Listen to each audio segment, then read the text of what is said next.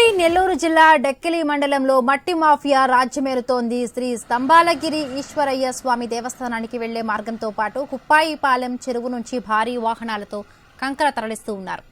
కంకర తవ్వుతూ చెరువును బావిలా మారుస్తున్న అధికారులు చూసి చూడనట్లు వ్యవహరిస్తున్నారు. దీంతో ఇరిగేషన్, రెవెన్యూ అధికారుల తీరు పట్ల మండల ప్రజలు ఆగ్రహం వ్యక్తం చేస్తున్నారు.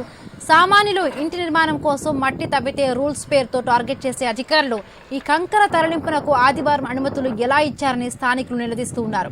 కంకర కుంభకోణంలో స్థానిక టీడీపీ నాయకుడి హస్తం ఉందని ఆరోపిస్తున్నారు.